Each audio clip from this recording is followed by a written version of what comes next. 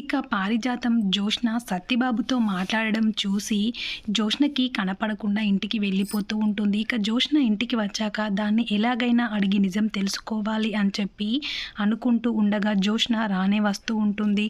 జ్యోత్స్న ఆగు అని అనగానే జ్యోత్స్న షాక్ అవుతూ ఉంటుంది. ఏంటి గ్రాని, నన్ను ఇంట్లోకి రానివ్వద్దు అని అనుకుంటున్నావా ఏంటి? మా తాతయ్యకు చెప్తే నిన్ను బయటికి గెంటేస్తాడు అని జ్యోత్స్న అనగానే పారిజాతం నవ్వుతూ నిజం తెలిస్తే నన్ను గెంటేస్తాడో నిన్ను గెంటేస్తాడో అని తన మనసులో అనుకుంటూ నవ్వుకుంటూ ఉంటుంది. ఏంటి గ్రాని అలా షాక్ అయిపోయావు అని అంటూ, ఇది నేను సత్తిబాబుతో మాట్లాడడం కానీ చూడలేదు కదా అని తన మనసులో అనుకుంటూ ఉండగా, సత్తిబాబు నీకేం పని, వాడికి డబ్బెందుకు ఇచ్చావు అని అడగగానే, నేను డబ్బు ఇవ్వడం ఏంటి గ్రాని, కలగానే కన్నావా ఏంటి, ఇలా మాట్లాడుతున్నావని చెప్పి ఇక పారిజాతంతో జ్యోత్స్న అంటూ ఉంటుంది. ఇక అంతలో పోలీసులను తీసుకొని దీప అక్కడికి వస్తూ ఉంటుంది. ఇక దీపను చూసిన జ్యోత్స్న ఒక్కసారిగా షాక్ అయిపోతూ ఉంటుంది.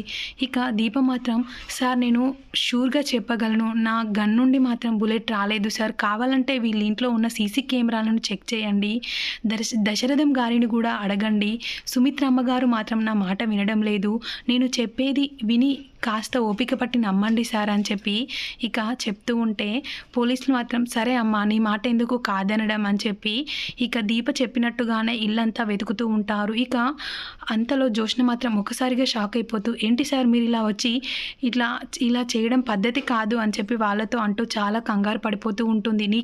నువ్వెందుకు అంతలా కంగారు పడిపోతున్నావు, ఈ ప్లాన్ కానీ నువ్వే చేసావా ఏంటి, దశరథని చంపేయాలని చూసింది నువ్వేనా, నువ్వే ప్లాన్తో ఇదంతా చేసావా ఏంటి అని చెప్పి ఇక పారిజాతం జ్యోత్స్నతో అంటూ ఉంటే జ్యోత్స్న మాత్రం భయపడిపోదు. ఏంటి గ్రాని భలే మాట్లాడుతున్నావు నువ్వు, నేనెందుకు చేస్తాను, నా తండ్రిని నేనెలా చంపుకుంటాను చెప్పు, ఆ దీపే కావాలని చేసింది, నా పెళ్ళిని చెడగొట్టింది, నా తండ్రిని చంపాలని చూసింది, నా కుటుంబాన్ని ఎటు కాకుండా చేసింది, 4 ముక్కలుగా చేసింది ఆ దీపే కదా, ఇప్పుడు ఆ దీపనే మళ్ళీ నేను చేశాను అని చెప్పి వాదిస్తుంది అని చెప్పి ఇక జ్యోత్స్న మాత్రం పారిజాతంతో అంటూ ఉంటుంది. ఇక అంతలో పోలీసులు మాత్రం ఇక నిఘా పెడుతూ ఉంటే జ్యోత్స్న చాలా కంగారుగా ఇక్కడ నుండి ఎటైనా వెళ్ళిపోవాలి అని చెప్పి ఇక పారిపోతూ ఉంటుంది. చూద్దాం మరి రానున్న ఎపిసోడ్లో ఏం జరగబోతుందో. మీకు కనుక ఇలాంటి అప్డేట్స్ కావాలంటే మన ఛానల్ని సబ్స్క్రైబ్ చేసుకోండి. Thanks for watching.